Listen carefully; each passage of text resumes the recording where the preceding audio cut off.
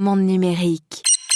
Spécial CES de Las Vegas. Marina Pavlovic-Riva de Eli Health. Qu'est-ce que vous tenez dans les mains actuellement, Marina? Donc, ça nous permet de mesurer nos hormones directement dans la salive en quelques minutes, peu importe où on est. Présentement, on mesure la cortisol et la progestérone. Donc, la progestérone est, surtout pour les femmes, une hormone très importante pour la santé féminine, par exemple pour tout ce qui touche à la périménopause, à la fertilité. Et la cortisol est la deuxième hormone qu'on mesure. Et ça, c'est aussi important pour les hommes que pour les femmes. On l'associe souvent au stress, mais en fait, ça touche à toutes les étapes de la vie et à tous les niveaux de la santé également. La fatigue, etc.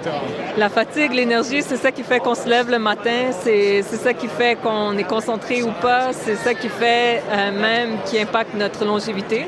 Parce que si on a des niveaux de cortisol qui sont débalancés ou trop élevés, ça amène à différentes conditions qui vont être développées au fil de la vie. Donc, vraiment comment on se sent aujourd'hui, mais aussi comment améliorer la santé de manière préventive sur le long terme. Donc, c'est un vrai petit labo médical dans la main, quoi, en fait. Exactement, dans la main, peu importe où on est. Comment ça se passe? C'est compliqué à utiliser? Je peux vous montrer. Donc, c'est assez facile. Donc, on le met dans la bouche pour quelques secondes, comme ça, quelques secondes jusqu'à 1 minute. Ensuite, on tire sur le test. Ça, c'est un test qu'on a déjà fait, mais normalement, ça prend quelques secondes à 1 minute pour avoir les lignes qui se développent. Puis ensuite, c'est avec l'application mobile qu'on va pouvoir prendre la photo. Donc, pas besoin d'avoir un autre appareil pour la lecture. Ça se fait avec la caméra et avec des algorithmes d'intelligence artificielle qu'on a développés pour être capable de standardiser les images. Et voilà, nos niveaux d'hormones qui arrivent directement dans l'application mobile et on peut voir est-ce que c'est in range, outside of range, donc trop haut, trop bas, mais aussi avoir un score qu'on a développé avec notre équipe médicale et différentes recommandations. Donc, on aime faire la comparaison avec une montre intelligente où avant, pour avoir accès, par exemple, à notre rythme cardiaque et à d'autres métriques, on n'avait pas accès à ça, il fallait aller dans le bureau du docteur. Aujourd'hui, on a autour du poignet en tout temps. On introduit quelque chose de similaire, mais pour les hormones. Avoir accès à ces données-là en tout temps et être capable d'utiliser ces informations pour améliorer notre santé. Est-ce qu'on a vraiment la même fiabilité que dans un laboratoire médical? Presque. Donc, on a fait des études de validation pour justement répondre à cette question. Puis pour la cortisol, par exemple, on a 97% de corrélation avec les équipements médicaux.